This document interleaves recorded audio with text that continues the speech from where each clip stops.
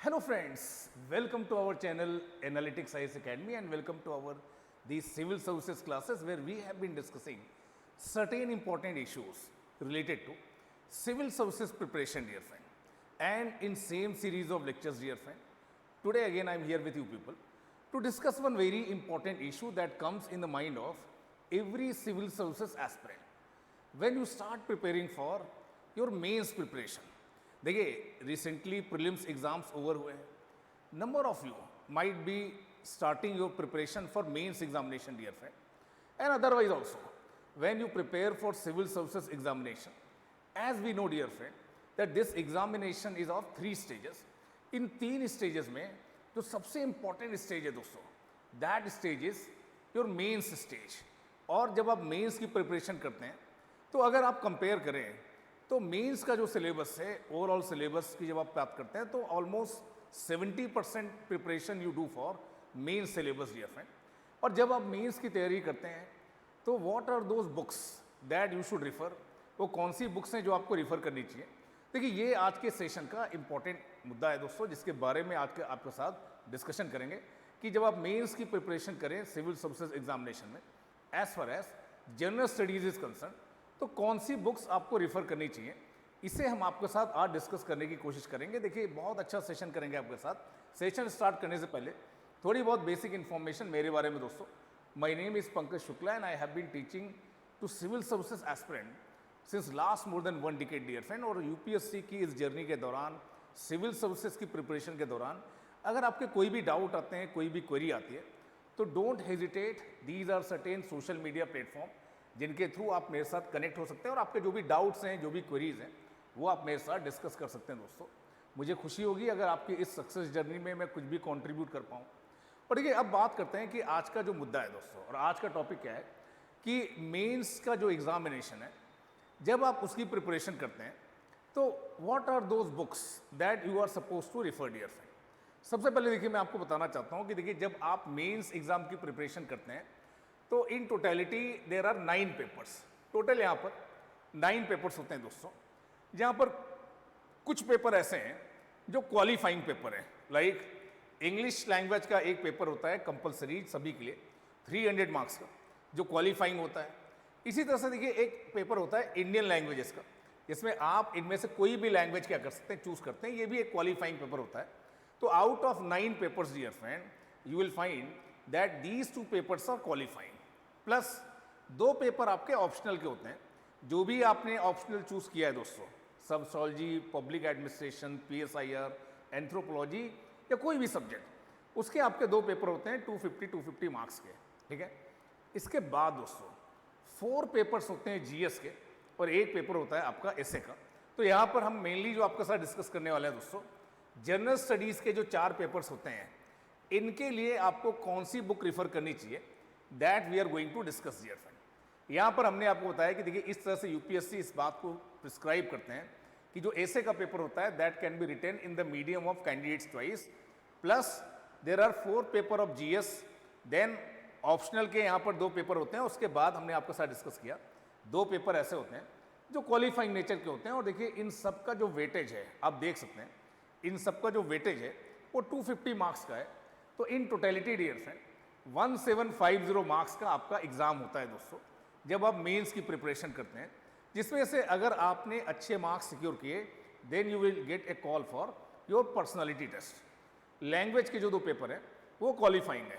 मुझे लगता है कि देखिए ये बेसिक इन्फॉर्मेशन आप में से ज़्यादा लोगों को पता होगी, पर देखिए जो लोग नए हैं, फ्रेशर हैं, जस्ट अपनी प्रिपरेशन को उन्होंने स्टार्ट किया है, उनकी इन्फॉर्मेशन के लिए ये बेसिक इन्फॉर्मेशन भी मैंने आपको दी कि जब आप मेंस की प्रिपरेशन करते हैं, so these are those exams that you need to appear, dear friend. कुछ पेपर्स ऐसे हैं जो क्वालिफाइंग है, जिनके मार्क्स आपके फाइनल स्कोर कार्ड में एड ऑन नहीं होते, बट कुछ पेपर्स ऐसे होते हैं जिनके मार्क्स एड ऑन होते हैं और ये 250 मार्क्स इनका वेटेज होता है. अब मुद्दा क्या है कि देखिए जब आप मेंस की प्रिपरेशन कर रहे हैं तो किन रिसोर्सेज को आपको रिफ़र करना चाहिए. ब्रॉडली स्पीकिंग, अगर मैं ब्रॉड तरीके से बोलूँ, प्रीलिम्स के टाइम पर भी मैंने आपके साथ डिस्कस किया था कि देखिए आप क्या करते हैं, NCERTs को पढ़ते हैं, सभी लोग NCERTs को पढ़ते हैं. Then there are certain standard books, कुछ स्टैंडर्ड बुक्स होती हैं, फिर कुछ मैगजीन्स होती हैं जिनको आपको रिफ़र करना पड़ता है. Then there are some other resources, कुछ वेबसाइट्स होती हैं, कुछ गवर्नमेंट के पब्लिकेशंस होते हैं जो आप देखते हैं दोस्तों। यही आपका ओवरऑल स्टडी रिसोर्स होता है मोस्ट ऑफ द पीपल का, जो एग्ज़ाम को क्रैक करते हैं, जो तैयारी कर रहे होते हैं। ब्रॉडली आप इन 4 तरह के रिसोर्सेज को रिफ़र करते हैं। पेपर 1, पेपर 2, पेपर 3 और पेपर 4 में इनमें से कौन से रिसोर्सेज आपको रिफ़र करने हैं। अगर एनसीईआरटीज़ पढ़नी है तो कौन सी एनसीईआरटी पढ़नी है, अगर स्टैंडर्ड बुक पढ़नी है तो कौन सी स्टैंडर्ड बुक पढ़नी है, अगर कोई मैगजीन पढ़नी है तो कौन सी मैगजीन पढ़नी है। ये सारी बातें हम आपके साथ डिस्कस करने की कोशिश करेंगे। तो देखिए, जब जीएस के 4 पेपर की हम बात करते हैं तो जीएस का देखिए जो पहला पेपर है डेट से, broadly speaking that paper deals with 3 important area. एक एरिया है हिस्ट्री, आर्ट एंड कल्चर का, यहाँ पर मैंने हिस्ट्री लिखा है। तो इस एरिया के अंदर डियर फ्रेंड अलग अलग एरिया है, आर्ट एंड कल्चर है, मॉडर्न इंडियन हिस्ट्री है, वर्ड हिस्ट्री है, मॉडर्न वर्ड हिस्ट्री है। देन यहाँ पर आपका पोस्ट इंडिपेंडेंस कंसोलिडेशन है, आप बोल सकते हैं स्वतंत्रता के बाद का भारत का इतिहास यहाँ पर मेंशन है आपके सिलेबस में। उसी तरीके से दोस्तों सेकंड जो इंपॉर्टेंट एरिया है दैट इज ज्योग्राफी, जहाँ पर ह्यूमन ज्योग्राफी, फिजिकल ज्योग्राफी, इस तरह से सिलेबस यूपीएससी ने प्रिस्क्राइब किया है। और थर्ड एक इंपॉर्टेंट एरिया है दोस्तों सोसाइटी का, society and society related issues, इनसे रिलेटेड क्वेश्चंस पूछे जाते हैं। अब जब आप पेपर 1 की प्रिपरेशन करते हैं, जीएस पेपर 1 की यूपीएससी सिविल सर्विसेज एग्जामिनेशन के पर्सपेक्टिव से, सो कौन से रिसोर्सेज आपको लेने चाहिए।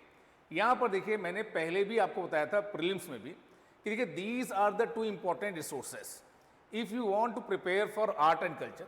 Same resource again I am recommending for your GS paper 1 for mains purpose कि ये 2 इंपॉर्टेंट रिसोर्स है दोस्तों, इन्हीं को आपको कंटिन्यू करना है। पहले भी हमने इनके बारे में बात की है। जब आप बात करते हैं मॉडर्न इंडियन हिस्ट्री की, हमने प्रीलिम्स के टाइम पर आपको बोला था कि आप स्पेक्ट्रम पब्लिकेशन की एक मॉडर्न इंडिया की बुक आती है, इसी तरह से विपिन चंद्रा सर की एक मॉडर्न इंडिया की बुक आती है। इनमें से कोई भी आप चूज़ कर सकते हैं। प्री में ज़्यादातर लोगों ने मुझे बताया कि उन्होंने स्पेक्ट्रम की जो मॉडर्न इंडिया की बुक है उन्हें ज़्यादा अच्छी लगी। ठीक बात है, बहुत कंसाइज तरीके से चीज़ों को एक्सप्लेन करके दिया गया है।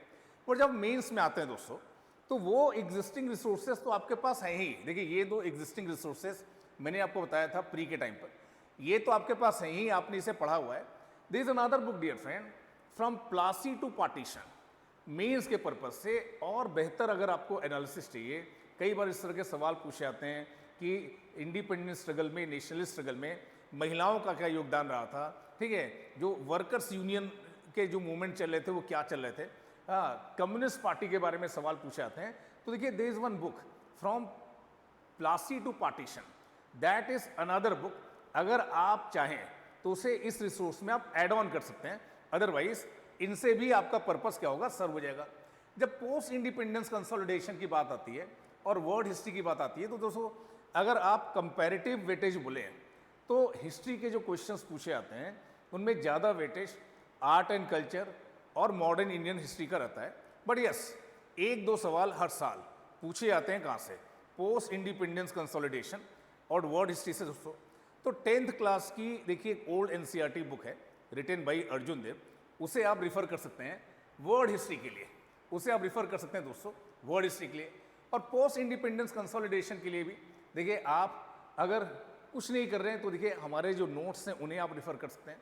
Otherwise there is one NCERT books dear friend जहाँ पर पोस्ट इंडिपेंडेंस इंडिया के बारे में, ये हमने प्री में भी आपके साथ डिस्कस किया था, उसे अच्छे से डिस्कस किया गया है, उसे भी आप रिफ़र कर सकते हैं। So not more than any resource, उसके अलावा कोई रिसोर्स आपको रिफ़र करने की ज़रूरत नहीं है। अब बात आती है इंडियन सोसाइटी की, और देखिए year after year repeatedly dear friend I am saying कि ये जो एरिया है इंडियन सोसाइटी का या सोसाइटी रिलेटेड इश्यूज़ का, इसका वेटेज देखिए हमें ऐसा लगता है कि इसका वेटेज बहुत ज़्यादा नहीं है, बट हर साल के अगर आप क्वेश्चन पेपर निकाल के देखें 70 to 80 marks out of 250 marks they are coming from this society related issues. और अदरवाइज भी इंडियन सोसाइटी के अलग अलग डायमेंशंस को लेकर यहाँ पर सिलेबस आपको प्रिस्क्राइब किया गया है। देखिए there are NCERT books, Indian society, social change and development in India, plus देखिए कुछ ऐसे इश्यूज होते हैं जो बहुत सारे भारत में जो सोशल प्रॉब्लम्स हैं उनसे रिलेटेड हैं। इसके लिए राम आहूजा सर की एक बुक है, इसे आप रिफ़र कर सकते हैं, that will serve your purpose. तो आप में से ज़्यादातर लोगों ने अभी तक प्रीलिम्स की तैयारी के दौरान सोसाइटी रिलेटेड इश्यूज़ को नहीं पढ़ा होगा। So these are the three important resources that you can refer for society related issues. तीसरा जो महत्वपूर्ण एरिया है दोस्तों, that is of geography. Geography का एरिया है, और यहाँ पर आप देख सकते हैं salient feature of physical geography, distribution of key natural resources across the world, including South Asia and Indian subcontinent, important geographical phenomena such as earthquake, tsunami, volcanic activity, cyclone, etc. तो इनके लिए दोस्तों बार बार मैं आपको बोल रहा हूँ, 11th और 12th क्लास की जो NCERT है, प्रीलिम्स के टाइम पर भी मैंने आपको बोला था, इसे आपको बहुत अच्छे से क्या करना पड़ेगा, पढ़ना पड़ेगा, along with our class notes और printed material that is sufficient for geography section. इसके बियॉन्ड आपको कुछ नहीं पढ़ना है. अगर आप पढ़ना चाहें दोस्तों, अगर आप पढ़ना चाहें तो देखिए योजना मैगजीन आती है, कुरुक्षेत्र मैगजीन आती है, इनको आप रेगुलरली रीड करिए. अदरवाइज भी और एरियाज में मैं आपको बोलूँगा योजना मैगजीन और कुरुक्षेत्र मैगजीन को रीड करने के लिए. अब हम आते हैं जीएस पेपर 2 में, और जब आप जीएस पेपर 2 में आते हैं तो यहाँ पर जो एरियाज हैं फैमिलियर हैं दोस्तों. ज़्यादातर चीज़ें आपने पहले पढ़ी हुई हैं. आपने पढ़ा हुआ है कॉन्स्टिट्यूशन एंड पॉलिटी के बारे में, आपने पढ़ा है इंटरनेशनल रिलेशंस के बारे में, फैमिलियरिटी है आपकी. बहुत डेप्थ में हो सकता है ना पढ़ा हो, बट कुछ चीज़ें यहाँ पर नहीं है. Governance related issues, social justice related issues, तो ये कुछ नई चीज़ें हैं दोस्तों. इनके लिए कौन से रिसोर्स आपको फॉलो करने चाहिए? तो देखिए ऑलरेडी आपने पॉलिटी का, कॉन्स्टिट्यूशन का सिग्निफिकेंट एस्पेक्ट पढ़ा हुआ है, संविधान के बारे में, हिस्टोरिकल अंडरपिनिंग के बारे में, अमेंडमेंट्स के बारे में आपको आइडिया है, बेसिक स्ट्रक्चर के बारे में आपने ऑलरेडी पढ़ा हुआ है. But now there are number of new things dear friend, new things plus a detailed analysis, analytical framework आपको इनके बारे में डेवलप करना पड़ेगा. Comparison of Indian constitution with the constitution of other countries आपने पहले नहीं पढ़ा है दोस्तों. आपने जुडिशरी के बारे में पढ़ा है, एग्जीक्यूटिव के बारे में पढ़ा है, बट जो मिनिस्ट्रीज और डिपार्टमेंट हैं इनके बारे में आपने नहीं पढ़ा है. शायद प्रेशर ग्रुप्स के बारे में आपने प्रीलिम्स में नहीं पढ़ा है. तो अगर यहाँ पर देखिए आप बात करें रिसोर्सेस की, तो ये दो रिसोर्सेस मैंने आपको पहले भी बताए थे. पॉलिटिकल थ्योरी की NCERT and Indian constitution at work we have already discuss, along with a book, एक बुक जो आप सभी लोग पढ़ते हैं, that is Indian polity by Laxmikanth. But mains के लिए और बेहतर एनालिसिस के लिए और बेहतर पर्सपेक्टिव के लिए, एक बेहतर व्यू पॉइंट के लिए dear friend, D Basu sir की एक बुक है जिसको आप रिफर कर सकते हैं for mains purpose.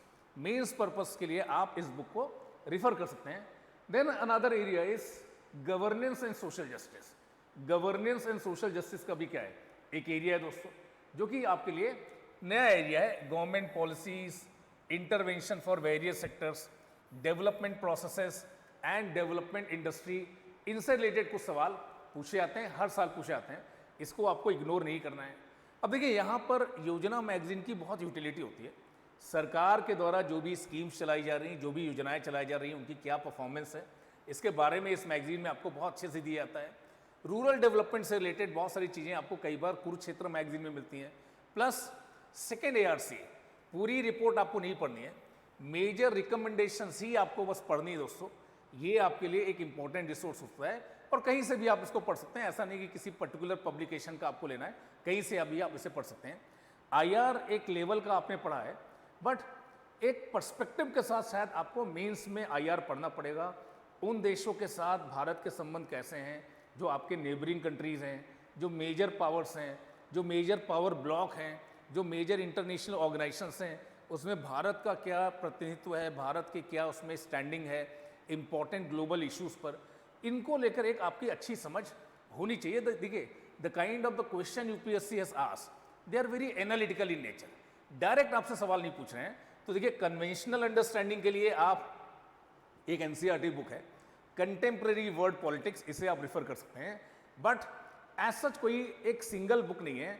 The kind of the analytical questions that UPSC has been asking, इसके लिए आपको लगातार न्यूज़पेपर पढ़ना पड़ेगा, उसका नोट्स बनाना पड़ेगा, समझना पड़ेगा कि कैसे ये जो रिलेशनशिप्स है उनकी जो डायनेमिक्स हैं कैसे चेंज हो रही है. India Bangladesh China, India Pakistan China, India Nepal China, Nepal India and China, Bangladesh Pakistan India. देखिए ये डायनेमिक्स कैसे चेंज हो रही हैं, इसके लिए आपको इसे कंटिन्यूसली फॉलो करते रहना पड़ेगा. कोई भी बुक देखिए वो आपको आज से 4-5 साल पहले का पर्सपेक्टिव दे सकती है, बट अभी ये जो इंटरनेशनल रिलेशंस हैं, जो फॉरेन पॉलिसी है, ये बहुत ही कंटेम्प्रेरी है, बहुत ही डायनेमिक है दोस्तों। तो न्यूज़पेपर रीडिंग यहाँ पर बहुत इंपॉर्टेंट है, उससे आपको नोट्स बनाने पड़ेंगे। जब आप आते हैं जीएस पेपर 3 में DF, तो यहाँ पर बहुत सारे छोटे छोटे एरियाज हैं दोस्तों। इकोनॉमी से रिलेटेड क्वेश्चंस होंगे, एग्रीकल्चर से रिलेटेड क्वेश्चंस होंगे, साइंस एंड टेक्नोलॉजी से रिलेटेड क्वेश्चंस होंगे, इन्वायरमेंट और इकोलॉजी से रिलेटेड क्वेश्चंस होंगे, इंटरनल सिक्योरिटी, डिजास्टर मैनेजमेंट। और कई बार मैंने ये देखा है कि आउट ऑफ दीज 4 पेपर बच्चे या जो एस्पिरेंट्स होते हैं सबसे कम मार्क्स जीएस पेपर 3 में स्कोर कर पाते हैं, क्योंकि वैरायटी ऑफ एरियाज है दोस्तों। और इन वैरायटी ऑफ एरियाज को लेकर एक दो एरियाज को अगर आप छोड़ दिए तो किसी भी एरिया के लिए कोई स्टैंडर्ड बुक नहीं है। And most of these areas are dynamic areas. ज़्यादातर जो इसमें एरियाज हैं क्या हैं, डायनेमिक एरियाज हैं दोस्तों। तो जब आप बात करते हैं इकोनॉमी की, तो यहाँ पर ये देखिए इकोनॉमी और एग्रीकल्चर का आपको सिलेबस दिया गया है। और मैंने आपको पहले भी बताया है कि इकोनॉमी के लिए देखिए आप इस बुक को रिफर कर सकते हैं या किसी भी और बुक को, रमेश सिंह सर की भी बुक को आप रिफर कर सकते हैं। रमेश सिंह सर की बुक चूंकि मैंने प्री में आपको ऑलरेडी रिकमेंड किया था, तो यहाँ पर देखिए मैं आपको रिकमेंड कर रहा हूँ कि ये भी एक अच्छी बुक है जिसको आप पढ़ सकते हैं और इससे एक अच्छा पर्सपेक्टिव इकोनॉमी पर डेवलप कर सकते हैं। Plus these magazines dear friend, ये मैगजीन इंपॉर्टेंट हो जाती है जब इकोनॉमी और एग्रीकल्चर की बात आती है, क्योंकि उससे रिलेटेड जो सरकार की अलग अलग योजनाएं हैं, इनकी क्या परफॉर्मेंस ट्रैकिंग है, इसके बारे में आपको एक डिटेल पर्सपेक्टिव मिलता है। साइंस एंड टेक्नोलॉजी से रिलेटेड जो क्वेश्चंस हैं बहुत ही कंटेम्प्रेरी पूछे आ रहे हैं। कैसे पूछा रहे हैं? कंटेम्प्रेरी पूछे आ रहे हैं। तो हालांकि साइंस एंड टेक्नोलॉजी पर कुछ बुक्स हैं रिपुटेड जो पब्लिकेशन हाउसेस हैं, बट उनसे आपको एक कन्वेंशनल अंडरस्टैंडिंग मिल जाएगी कि बायोटेक्नोलॉजी क्या है, नैनो टेक्नोलॉजी क्या है, इनसे रिलेटेड जो मेजर भारत के रिसर्च इंस्टीट्यूशंस हैं वो क्या हैं। बट सवाल जो पूछे आ रहे हैं वो बहुत ही कंटेम्प्रेरी पूछे आ रहे हैं दोस्तों। और इसलिए मैं बोल रहा हूँ कि हमारे जो नोट्स हैं, जो हम टेस्ट सीरीज के माध्यम से आपको दे रहे हैं, जो हम मेंस कंपाइलेशन आपको दे रहे हैं, देखिए इन्हें आप रिफर कर सकते हैं। और ये दो मैगजीन, बार बार मैं आपको बता रहा हूँ कि ये दो मैगजीन और न्यूज़पेपर में जो इंपॉर्टेंट डेवलपमेंट्स आ रहे हैं साइंस एंड टेक्नोलॉजी से, इसे आपको कवर करते चलना है। जहाँ तक मेंस की बात है दोस्तों, बायोडाइवर्सिटी को लेकर, देखिए ये मैगजीन मैंने आपको पहले भी रिकमेंड की हुई है, इसे अगर आप पढ़ना चाहें तो आप पढ़ सकते हैं। अदरवाइज जो रिसोर्सेज मैंने पहले आपको इन्वायरमेंट और इकोलॉजी के बारे में बताए हैं, उन्हीं को आपको कैरी फॉरवर्ड करना है। जो भी कंटेम्प्रेरी डेवलपमेंट हुई लास्ट 1.5 ईयर में, उन्हें आपको प्रिपेयर करना है for biodiversity and environment. Internal security देखिए एक ऐसा एरिया है जहां पर आप पाएंगे most of the time current से रिलेटेड जो डेवलपमेंट्स रहे हैं, जैसे अभी नक्सलाइट्स को लेकर बहुत सारी बातें की जा रही हैं कि भारत में नक्सलवाद अब लगभग समाप्त होने के कगार पर आ गया है। टेररिज्म को लेकर बहुत सारी बातें आ रही हैं। तो देखिए इनको कॉम्प्रहेंसिव तरीके से आपको कवर करना पड़ेगा, ठीक है। ऑर्गेनाइज क्राइम, टेररिज्म, नक्सलिज्म कैसे ही आपस में रिलेटेड है। और यहाँ पर भी देखिए मैं आपको बोलूँगा कि देखिए there is no such one single book, but ये बुक पर्सनली मुझे थोड़ा सा अच्छी लगी। देखिए कंटेंट वाइज मुझे इसका कंटेंट बहुत ही रिलेवेंट लगा। तो आपके पास कोई और भी बुक है, उससे भी आपका पर्पस सब हो जाएगा। अगर कोई बुक नहीं है तो आप ये बुक ले सकते हैं टीएमएच पब्लिकेशन की ऑन इंटरनल सिक्योरिटी। देन आता है जीएस पेपर 4। और देखिए as compare to all other GS paper, ये जो एक ऐसा पेपर है दोस्तों, ये आपकी एक बेहतर पर्सनालिटी से रिलेटेड होते हैं। ये केवल इंफॉर्मेशन का एग्जाम नहीं है। जीएस पेपर 4 में थ्योरी और प्रैक्टिस, थ्योरी और केस स्टडीज, दो अलग अलग एरियाज हैं दोस्तों। और यहाँ पर आप पाएंगे कि देखिए बहुत सारे जो क्वेश्चंस पूछे आते हैं वो पब्लिक एडमिनिस्ट्रेशन, साइकोलॉजी और फिलॉसफी, ये इन तीनों से संबंधित होते हैं दोस्तों। इनफैक्ट जो आपका सिलेबस है ये इन 3 विषयों से मुख्यतः लिया गया है, इन 3 सब्जेक्ट से मुख्यतः लिया गया है। यहाँ पर आप देखेंगे कि that is a syllabus of what, हाँ सिलेबस ऑफ एथिक्स पेपर। और जब आप एथिक्स की प्रिपरेशन करते हैं तो देखिए मुझे मार्केट में ये बुक थोड़ा सा अच्छी लगी, लेक्सिकॉन की। कोई भी और स्टैंडर्ड बुक आप ले सकते हैं along with recommendations of second ARC। These are the resources for mains examination. इसके अलावा मुझे नहीं लगता कि आपको कुछ पढ़ने की ज़रूरत है। ये रिसोर्सेज आप डिफाइन कर लीजिए, इन्हें पढ़ना आप स्टार्ट कर दीजिए। अगर आप 2025 का 2026 का मेंस देने वाले हैं, so these are the resources that you should rely on dear friend.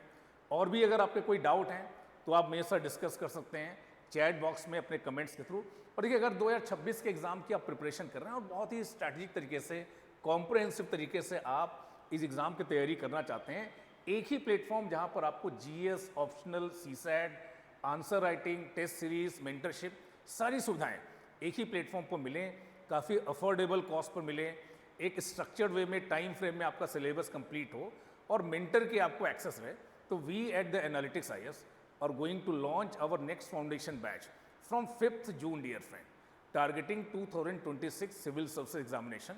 अगर आप इंटरेस्टेड हैं तो दिए हुए नंबर पर आप कॉल कर सकते हैं और जो भी आपकी क्वेरीज हैं उन्हें रिजॉल्व कर सकते हैं। Thank you dear friend for joining me and for staying with me.